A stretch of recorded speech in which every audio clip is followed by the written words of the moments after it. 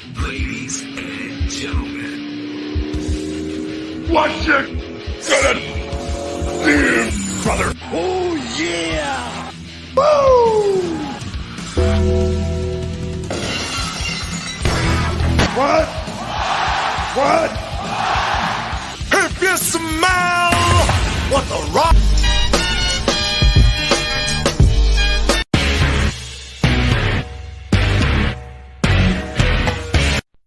You got the wrong guy. I'm the dude, man. Welcome, everybody, to another edition of Around the Turnbuckle. My name is the Big Alboski. His name is Professor Keith, as always. Joining us tonight is professional wrestler Keanu Kokina. How you doing, bud? How you doing, guys? How you doing? We are doing great. We are doing great. It is Sunday night. My stupid Eagles lost again. They're terrible. They're the joke of the league. Yeah, they're the joke of the league. All right. But we're talking about wrestling, right? We're not even going to get into that. Yeah, we're not going to get into that. And tonight is a special night, right? It is the 30th anniversary to the day of the Undertaker debut of 1990's Survivor Series. And tonight on the Survivor Series, the Undertaker will do his farewell. But before we talk about that, we're going to talk about our man down here. Once upon a time, sir, you were a kid watching wrestling, man. Who did you watch? Who did you get into? Who were your influences when you started getting into wrestling? Well, I had a lot of different influences. Like every kid growing up, I watched Shawn Michaels. But I took a little different route. I really got into like the Samoans, the Head Shrinkers, Yoko. I watched a lot of Chris Benoit, even though it's taboo to talk about him. Eddie Guerrero. Just a whole bunch of different guys. I can't just pinpoint. I just like a lot of guys with like agile and athleticism and stuff like that. So at what age did you start to say, you know what, I think I want to try this? And where did you go?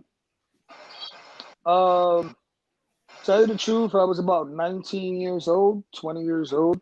Native New Yorker out of Brooklyn, New York. I don't know if you can hear my daughter in the back. I'm sorry about that. But I'm all right. Native New Yorker.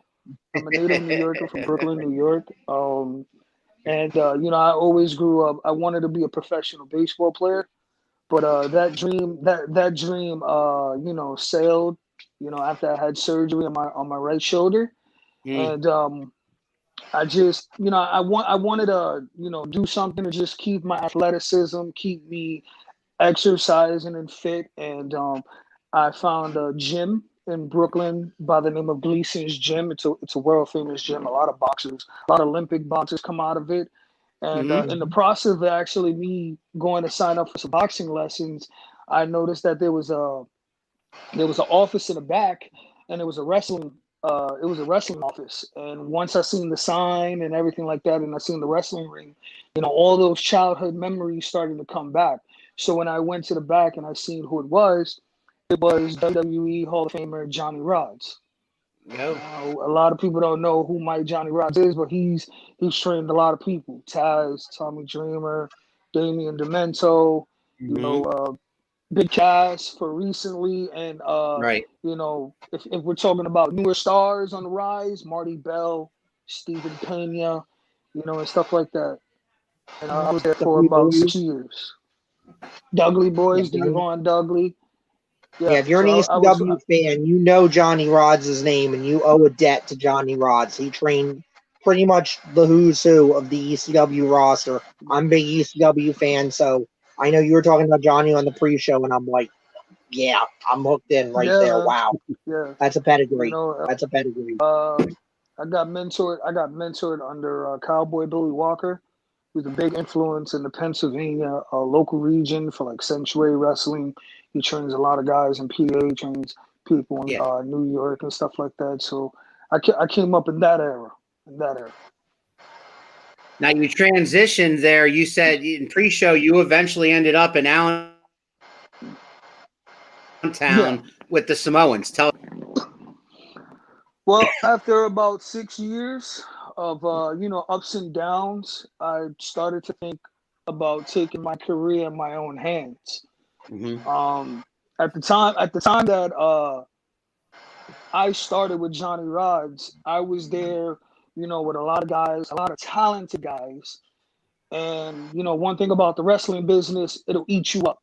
Nobody owes you Mm-hmm. anything, and you have to at some point take your career into your own hands. So what I started to do is I started to tour the indies. Started doing a lot of shows in Jersey, and I started doing a lot of shows in Pennsylvania here and there. And Mm-hmm. I stumbled upon uh, a promotion called ECWA. Now, ECW. ECWA is based out of Jersey, but they had an academy called ECWA Academy, who at the time the promoter was Phil Savinsky. I don't know if you guys know who he is, I've but heard the name. he's a wonderful guy. He's a wonderful guy. He gave me my first big break on the Indies, and he saw a lot of raw talent, and he saw that I needed to be polished up. So I said, what can I do to polish myself up? He recommended some wrestling schools, because I was moving to Pennsylvania and everything like that. And first person that he recommended was Samu. Recommended a Wild Samoan Training Center. Once he said that, he didn't need to speak anymore. So once he said that, the very next day, I got in contact with the Samoans, and everything was history from there. So you did some time in WXW, right? I'm sure you did some matches there. Yeah, I was with WXWC for about 3 years. 3 years. Yeah. And what was in your mind? What was your best match that you remember that you left it all out on the table? Like you had your best performance. Do you remember which match that was? Who that was against? I can't definitively say I had my best match, because to me, I'm always trying to get better. But Good. if I can say that I had the most memorable match there, Yeah.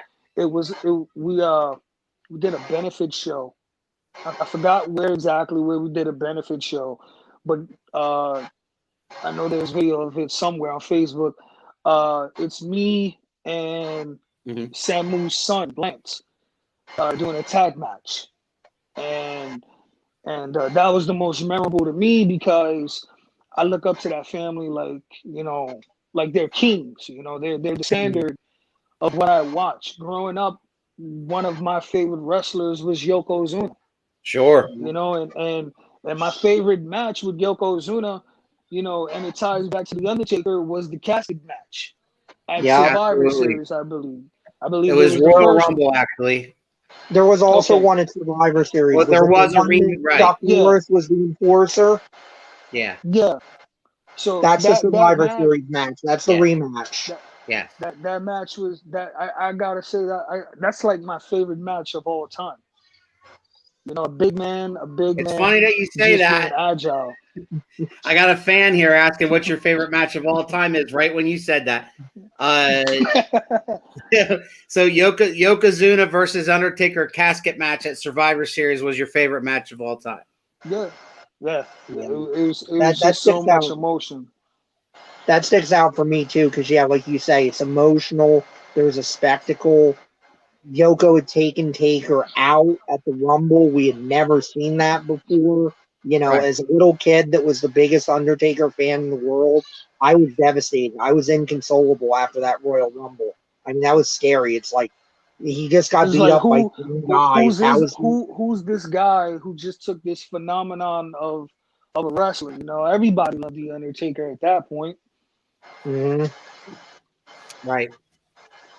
Yeah. So so since WXW, you were there for 3 years. After WXW, where'd you go?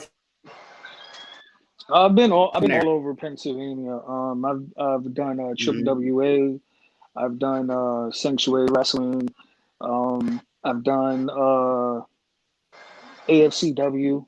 I've done a lot of local promotions. New York. I've done a promotion called NGW, which they're not in business anymore. Right. I've done other promotions around New York, like Johnny Rods and stuff like that. So Yeah, I've been around all over the East Coast. And I mean, what a pedigree in terms of, trainers and schools and I mean everything. I know we were talking about it pre-show, and I'm gonna throw out a controversial topic, and the audience can come fight me about it, if you want. But I think the Samoans, they are the preeminent wrestling family at this point. I mean, you start with High Chief Peter Maivia, and you come now to today with Roman Reigns. And I mean, show me a family that's produced so many stars across the last 50 years or so. I don't think you can do it. I know rightly the Hart family is, talked about as a star making machine, and they are with the family members and just the people that came through the dungeon. But I mean, pound for pound, I think it's hard to beat the Samoans in terms of how many Yeah, stars across how many different promotions, how many different disciplines. You've got tag team stars, you've got single stars, you've got female stars now. I mean, I don't think they can be beat. you got indie stars coming up through the ranks like myself. You got Lance who leads the way, who's the locker room leader for all of us there. Being the head guy. You got the training center now. Starting to pick back up because of COVID. So the Wild Samoan Training Center is the standard, and I don't want to just say in Allentown, Pennsylvania. Because Pops, Alpha still runs over there in Florida, and Yeah. Yep. having two different schools and two different locations, I believe, and I might be a little biased because I'm a graduate. I believe that the Wild Samoans Training Center is the standard. There is no other training center or school or seminar or anywhere that I've been and I've trained that it gives you everything that you are looking for if you are serious about being a professional wrestler. I've been in places where they've taken your money, they've told you a whole bunch of things, they try to drill you with all this information and expect you to just learn on the fly. And being at the Wild Samoan Training Center, we don't do that. We go at your pace. We want you to succeed. You know, um, from head trainer RJR to Samu himself. Who I want to give a special shout out because he's still dealing with his issue. And I know he's recovering. And Mm-hmm. Big Oos, if you're listening, we love you and we pray that you get even more better that you are.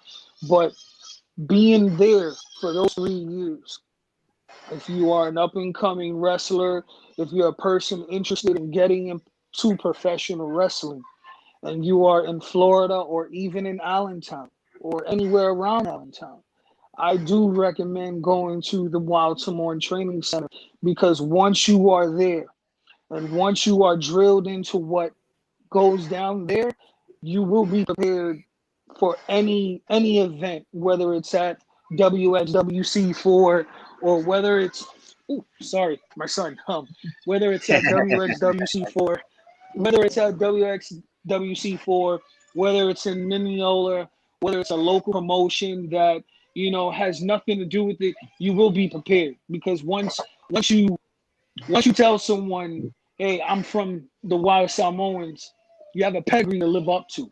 Right. And I'm proud to live up to that pedigree and my motivation is to just make the Samoans very, very happy to live up to Absolutely. that name. Absolutely, man. That's commendable. That's awesome. And that is, that it's like Keith said, it's great that you've picked those minds over the years, right? The guys in Brooklyn, the guys in the Wild Samoan School, like all these wrestling minds that you've got to pick. So, what's the? You've been blessed. I mean, and you're right, and I love to hear. Not to cut you off, Alan, but I mean, I love to hear that you recognize how blessed you've been with the people that you've been around, that you've been training with, and that your attitude is, hey, I got to go make them proud. I got to go take this knowledge and this blessing that I have, and I got to go make something of it. And I got to go make something of myself having it. Mhm. That's wonderful to hear. What's the end Yeah, I game for mean, you? yeah. The end game for me is Yeah. I just want to have fun. I just Yeah. want to have fun. I want to do what I love. And, you know, I'm not going to lie to you. We all have those dreams of going to WWE. And I know with AEW on the rise and Impact there too in Japan, Yep. I would love to go. I would love to tour overseas. It's one of my main goals. Sure. You know, do the UK, do Japan and other regions like that. But, you know, if those things never happen to me, you know, I'm just enjoying the journey, enjoying my time, being able to do what I love, which is professional wrestling. And as long as I have, you know, those considered old timers to feed me their knowledge and to tell me those stories, you know, of when I was a little kid and what you were going through, then I'm fine with that. I'm fine with that, you know. And if I'm blessed one day to open up my own school or partner up with someone and you know, run a school, then I'm with that, because I know that the training that I've gotten, you know, is solidified. But at the end of the day, it's never enough training because I'm never gonna stop learning. Dylan Quinn checks in with what's up, Oos. Yeah, that's the little Oosh right there. Another up and coming student from the Wild Samoans. I saw You know, Dylan doing some ring announcing there once for another organization. There, he is up and coming, and I told him yeah. I gave him an open invitation to come on here. Dylan, I know you're watching, man. All I want is a message. That's all I want. I'll tell you this about him. He is the most knowledgeable wrestling fan and student you will ever meet. And the amount of people and the amount of connections that he has in the business to pick minds that are currently wrestling and working right now is tremendous. And I know he's saying I'm putting him over really hard, but I'm just speaking truth.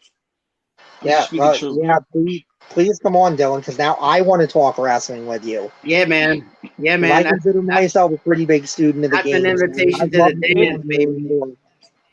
Tell you the truth, Dylan was the one that actually got me into Japanese wrestling, watching a lot of New Japan and a lot of overseas wrestling, because before that I was just watching the local American stuff.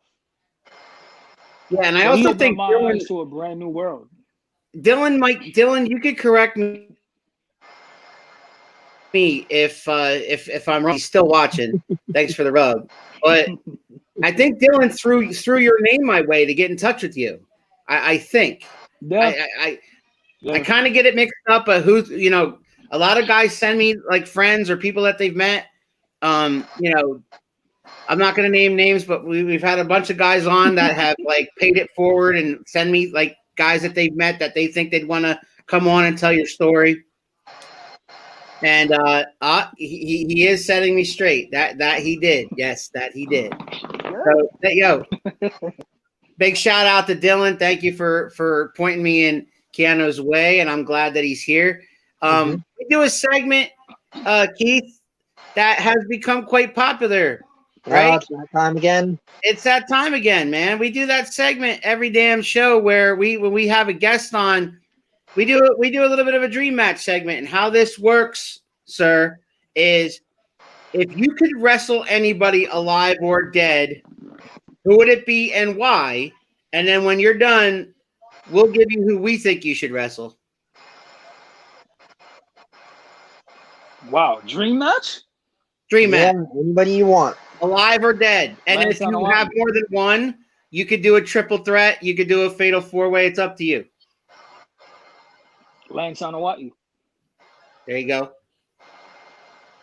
I want a word Lance Anawati. Dylan says you're a dream match. You can be a dream match too, Dylan. He's my who's for life, so I had to. I mean, yeah, man. I mean, I gotta have a match with Lance, man. He's a cool dude, man. Awesome. He's my guy. He's my guy. It's so cool that it's so cool that you are the first one to not choose like a legendary star like an Eddie Guerrero or somebody like that. we usually have guys pick guys like that, or The Rock, or somebody like that, or Roman. So I mean, it's cool that you saw it. I mean, I saw your. Go ahead. Yeah. No. I'm sorry. No, I lost my train of thought.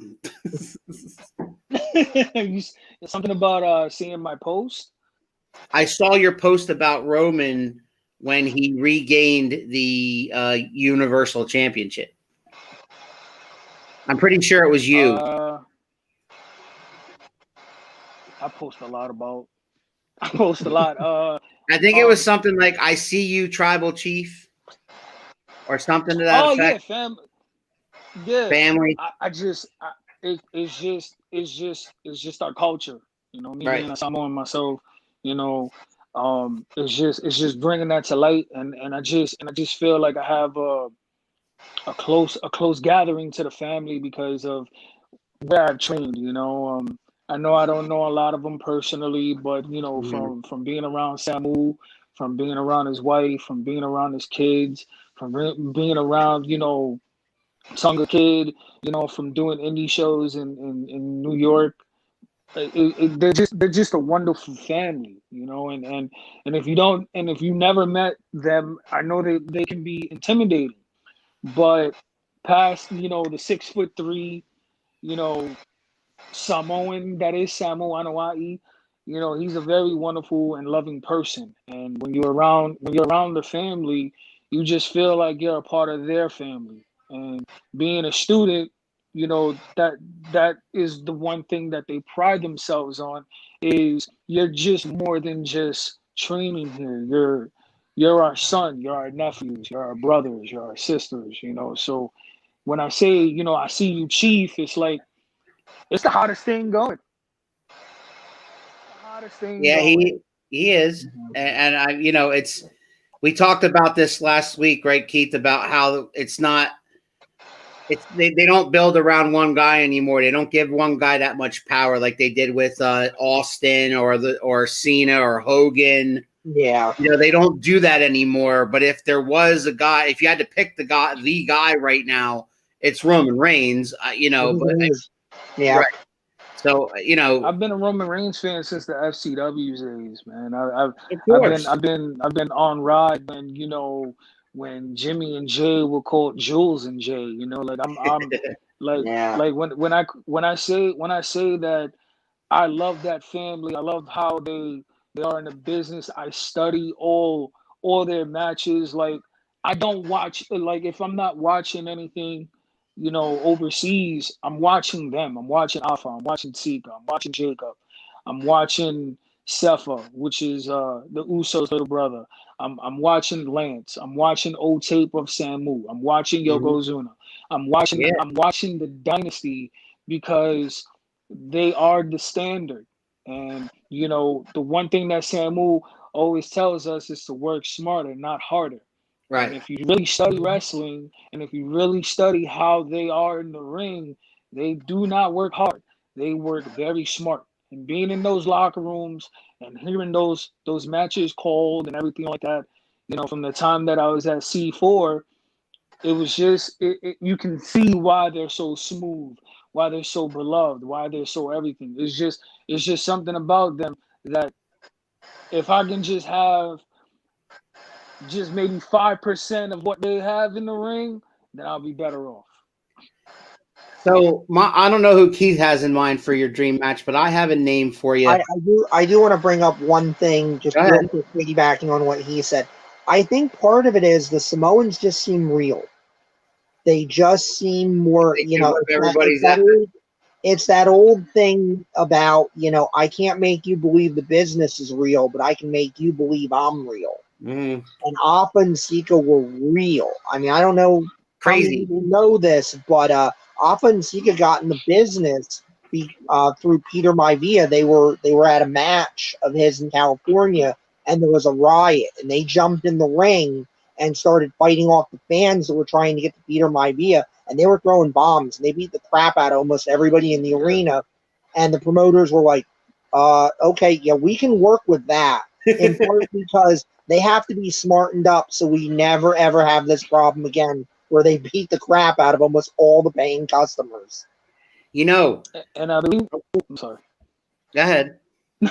No. What I was gonna say is, I believe because of that incident, and I know that other incidents with other Polynesian wrestlers who won't be named, that they always make the term "never make a Samoan mad."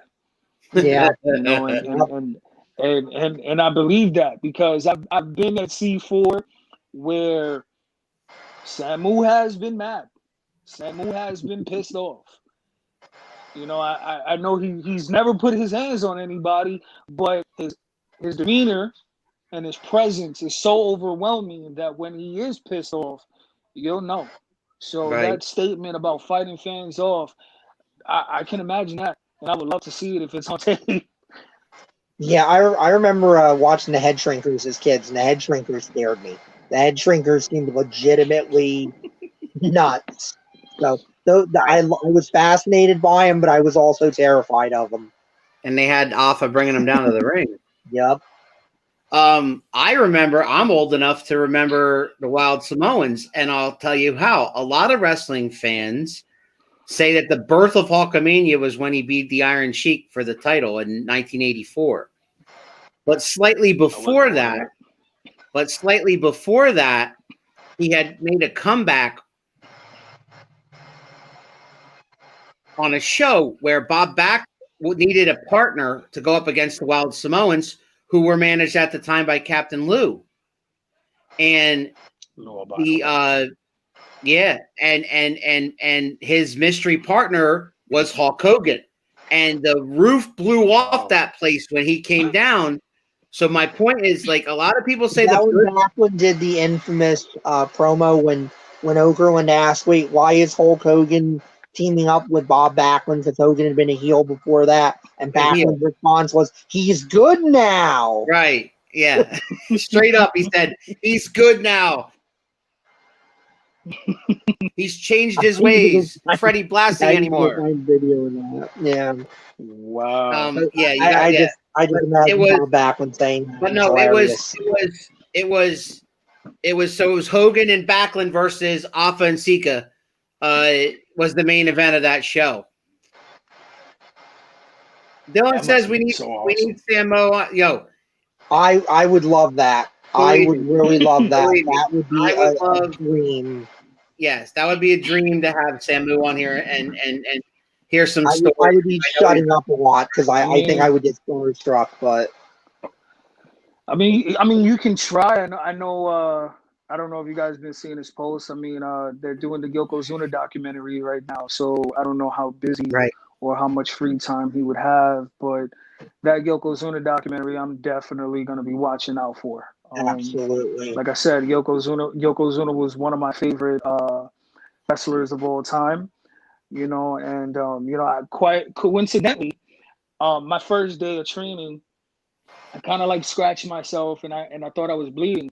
So I took my phone to the camera and I snapped a picture to see if, I left a mark or anything like that. And by accident, I actually caught the mural of this big shrine of Yokozuna in the background.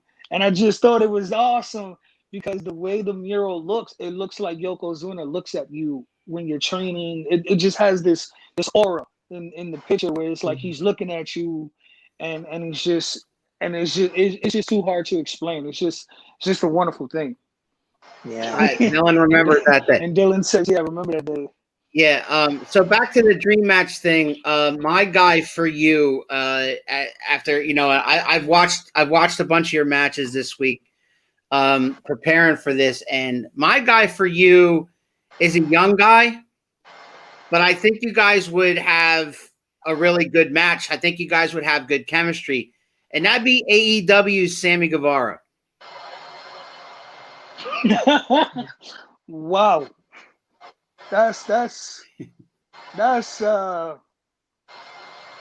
off guard. Sammy Guevara is an exceptional talent. He's out of this world. But I love to take on Sammy. We can do some things. I think you He could. likes putting his body on the line. He likes putting his body on the He line. does. I love to And put my body on the line. he's Dylan's really pushing for that. Dylan's thirsty for it. He wants it. All right, Keith, you got a guy Somebody for us? book it. Yeah, I mean, I actually was thinking about. I got a couple. You know, because like you said, you like to put your body on the line. You've got a good brawling style to you, but you can do technical, you know, too. So I mean, one of the first names that came to mind for me was Tony DeVito from the Baldies. I think you guys could really mix it up, have a good brawl between the two of you there. More modern day, because I think he's a guy that gets pigeonholed as a brawler a little bit more than he should, because he can do some other stuff. I think you and Eddie Kingston, I would like it on the stick. I would like the match you guys could have. I think I would pay good money to see that.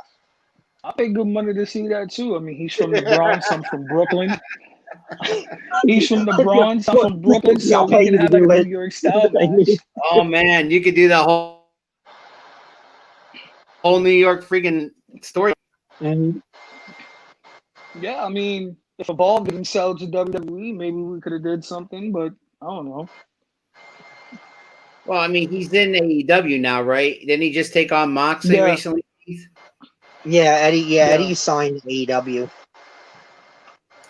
All right, real quick, guys, I want to do a program note down here at the bottom of your screen. Anybody watching this either live or later on tonight, later on tomorrow, whichever you choose. Keith and I are moving from Facebook Live to exclusive YouTube Live in January of 21. And the only reason why I'm mentioning it now is because I'm going to mention it and pound it in your face for 6 weeks to make sure everybody knows that we are moving from YouTube Live to exclusive, from Facebook Live to exclusive YouTube Live. But we will be sharing it on Facebook. I know that sounds weird, but I mean, the easiest way to see our content starting in January is to subscribe to the YouTube channel 2M1L Media. It's at the bottom of your screen.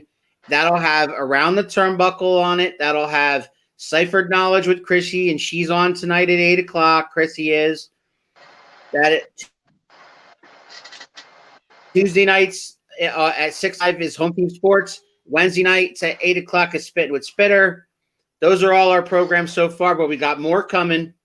And we got more surprises for you. Next week, Thanksgiving week, we have TJ and I have back-to-back shows featuring local football players, alumni from both Phillipsburg High School and Easton High School, so that we can talk about the Phillipsburg High School rivalry that did not happen this year because of COVID.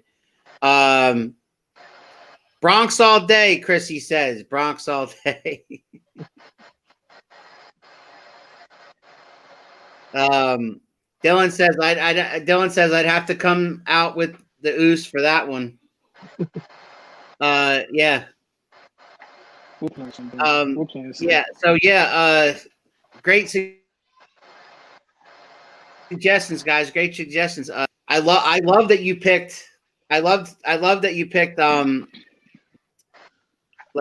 Like I said before, not everybody knows guy, like a legend guy or we've done this like 30, 40 times and each time somebody picks like Eddie. I mean, like Keith, more than half the time they pick Eddie Guerrero, right? They do, which I mean gratifies me because I mean Eddie Guerrero was just one of the best to have ever been, and beyond just the tragedy of him dying and what it meant to his family and everything else. I mean, what a loss to the business it was, because I think Eddie was at that point getting into another gear, and he was really getting to where he was going to be on another level sooner rather than later at that point. Yeah. So do you have anything? I actually. Go ahead. Oh, I'm sorry. No, I was gonna say. I actually remember the day that I found out the news about Eddie Guerrero. I was actually living in Florida at the time. Oh yeah. And WWE was actually supposed to come out to Orlando for a house show event, and they canceled their events, I believe, for the whole month. Right. And then, my older brother told me, it's because Eddie Guerrero died, and I was just such in shock because, his frog splash was amazing. I think Eddie Guerrero has the greatest, finisher of all time. Coming off the top rope, it was just so sensational. Yeah, and I remember that Monday. I found out that Monday Night Raw because I hadn't known, and it wasn't like it was like nowadays where like everything pops up on social media and stuff right away. You know what I mean? So I was watching Raw like always, and they came on, and all the wrestlers are standing up on the stage, and Vince has got a mic, and I'm like, what's going on here? As soon as he said what he was talking about, I was like, what? Like nobody had told me over the weekend. I was like flabbergasted, Yeah, it's just an amazing loss, and I just wish Eddie was here because I think that his knowledge, I would love to pick it. I know that other guys in the business that are older than me may have met him, and if you guys are watching, if you ever met Eddie Guerrero, please DM me, PM me, whatever it is, timeline me. I would love to know about Eddie Guerrero. They change it all the time. I'm just a student. I'm just I'm just a student of the game. I just want to know all the stories. I want to know about his time in Japan. I want to know about his time in ECWA for the Super Cup, which I'm still trying to get into, which puts the best indie wrestlers in a tournament, which Lance Anoa'i actually won. Which is one of the reasons why I want to wrestle Lance and have that dream match, because I just believe he's one of the best, if not the best, on the East Coast. I don't think nobody's touching him. I know that other guys are more athletic, other guys, maybe doing more promotions or whatever the case may be. But when you see an Anoa'i on a card, you stop what you're doing and you listen and you look and you are there in awe. So if I can just have 10 minutes to put on the greatest performance I can, it'll be a dream come true. Ain't that the truth? All right, guys. So we're gonna switch gears here. First, I want to ask you: are you wrestling anytime soon, and where can people find you? No. Actually, I've taken the whole 2020 off because of COVID. The rest of the year. The rest of the year. Yeah, I take the rest of the year off. I actually stopped wrestling in March. Because I saw a match with you. I saw a match with you in Roadblock. I think it was Triple WA in February. Yeah. That was my last match in Pennsylvania. But my last match for 2020 was in March. I had a Evolve tryout, and it was hosted by Tommaso Ciampa. I had a very good tryout, but things happen. Evolve got sold to WWE. That was yeah. So I was really looking forward to possibly getting something done with Evolve. They told me I had a very good tryout, but things happen and everything like that. But I'll be on the indie scene come 2021. You'll see me at Triple WA. You'll see me in the Jersey area with Super Crazy. Do some shows in New York, and I'm really trying to get into the West Coast. I've been talking to the promotions in Portland, in Seattle, some promotions in California. So stay tuned, and if you're a fan of me, just trust me that Keanu Kokina is going to come back in 2021, and like I said, I'm gonna put my body on the line. And we respect that. We respect that to the utmost. So speaking of Triple WA, we want to mention, because we do not have a program on November 28th. Normally, Keith and I are live Saturday at 6 o'clock, but this week we have no show because Keith will be in Quakertown for the November 8th Triple WA event down there live in Quakertown. I will be at the second day of CCW and Valor Presents Crimson Weekend. You see that at the bottom of your screen. They are doing a show November 27th and 28th at the Eagles Hall in Lebanon, Pennsylvania. Doors open at 6 both nights, Friday and Saturday in Lebanon. I and TJ Spitter will be there live the same night that Keith is at Triple WA. We'll be there Saturday night. So contact CCW for tickets, contact Dino Santa and Triple WA for tickets to that event as well. And guys, we're going to switch gears here because tonight is Survivor Series, right? WWE presents Survivor Series. It starts at 7 o'clock, which is in 12 minutes. And I just want to quickly say, that I was watching live in 1990 when the $1 Million Man was on the mic and he was announcing his mystery partner, The Undertaker, led to the ring by his manager, Brother Love. And Pritchard was on the bite earlier, and he was talking about that moment. How he loves that he was part of that moment, right? They didn't have Percy Pringle, aka Paul Bearer, yet, so they put him down with. But man, what an impact, right? He comes in, he takes on the American Dream, Dusty Rhodes, and Coco Beware, and the Hart Foundation, and he just like. See ya. He just who's this guy, right? Yep. And then Keith says many times on this show, and I'll let him tell you real quick, that the Undertaker got him into wrestling in the first place on the Funeral Parlor. Yep. It was the one the Ultimate Warrior was on. I knew who Warrior was. I knew who Andre was when my brother was watching it first.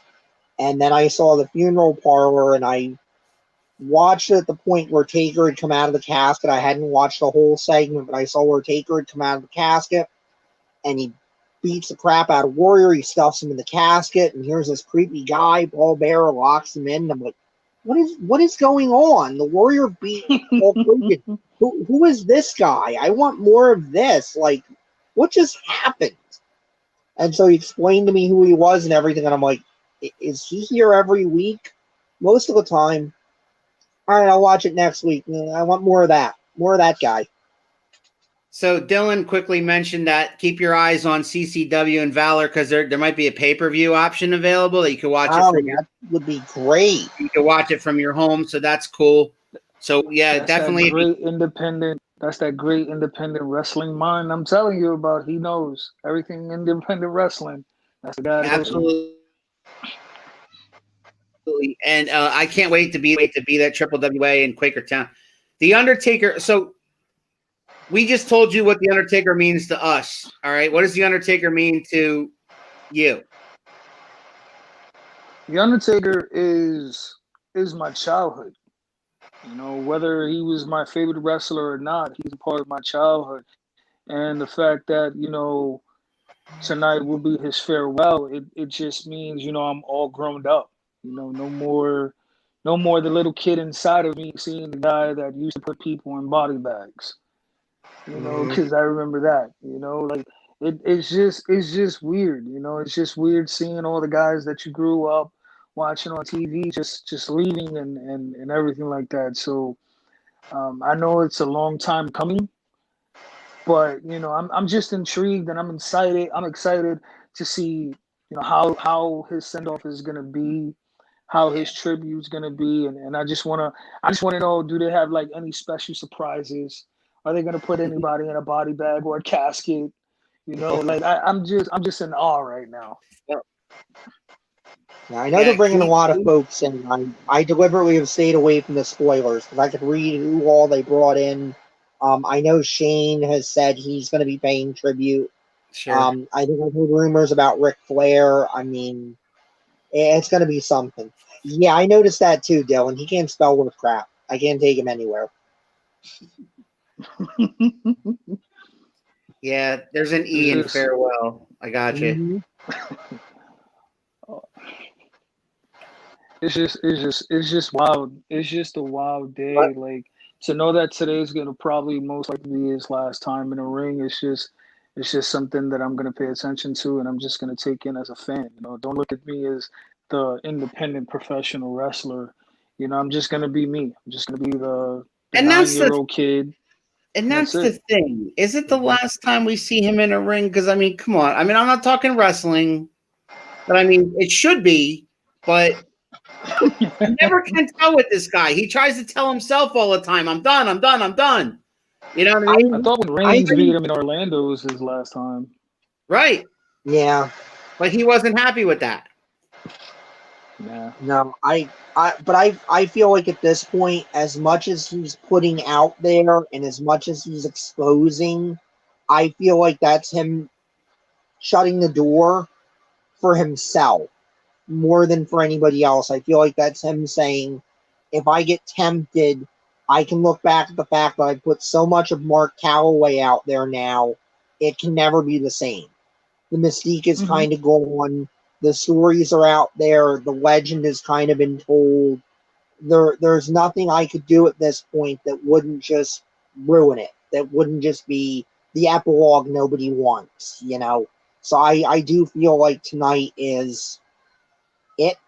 I mean, maybe he can come back for a guest appearance or something somewhere else. I mean, we know he's going in the Hall of Fame. And I've said for years, the year he goes into the Hall, it should just be him. It should just be all about him, nobody else that year, because he's earned it. I mean, the WWE is going to be a very, very different place without The Undertaker in it. It really, truly will be. Because you will never see his like again. Never. Never, ever. And to your point, don't you think it'd be great? Don't you think they could still sell Hall of Fame tickets if it was just him? And what you did was you had a lineup of stars like that have taken him on, telling stories, like telling Undertaker stories, like all night long. I agree. That's the format I think it should be. I mean, the only thing, and I'm going to have that same feeling tonight, is, Percy should be here. Percy should be here to be part of us because he was so much a part of that gimmick. And absolutely, I hope I know his sons have been going through some struggles. I hope they're there tonight. I hope they're there to honor their dad as well as to honor the Undertaker because. And I hope the Undertaker was there too. You cannot tell the story of the Undertaker without Percy Pringle, without Paul Bearer. You can't. It won't be a farewell. It can't be a farewell without that. Yeah, I mean, everybody that matters to him should be there. He's earned it. He's more than earned it. All right, guys, we're getting ready to wrap this up because I do not want to spill in the Survivor Series. It starts in 5 minutes on the WWE Network. One more time, I will remind everybody who's watching, there is no Around the Turnbuckle on Saturday at 6 o'clock. There is none, okay? We will be back next Sunday at a regular time slot with Michael Boutwell, I believe. Next Sunday night. Stay tuned tonight for Ciphered Knowledge with Chrissy at 8 o'clock. Also, then check out Tuesday and Wednesday. Me and TJ, I do Home Team Sports with the guys on 6 o'clock on Tuesday, and Spitting with Spitter is Wednesday night. Good night, Chrissy. Thanks for chiming in. Yep. And we're going to be checking your show out later, but I'm gonna let everybody go. Keanu, you got any final words for us, man?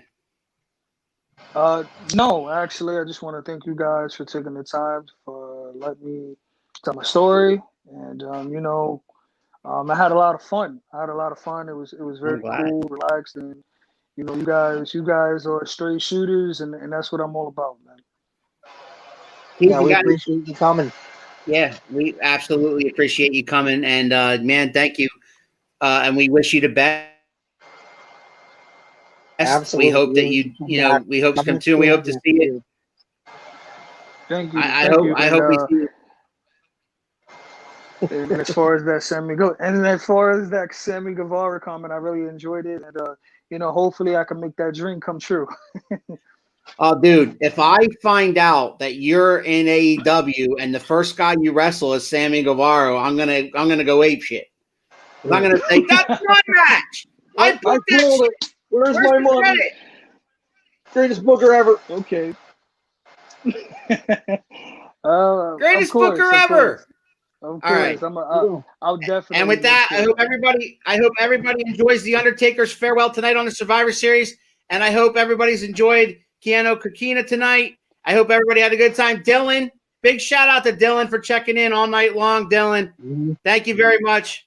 And we'll see everybody next Sunday night on Around the Turnbuckle. Ladies and gentlemen, what you gonna do, brother? Oh yeah! Woo! What? What? If you smell what the rock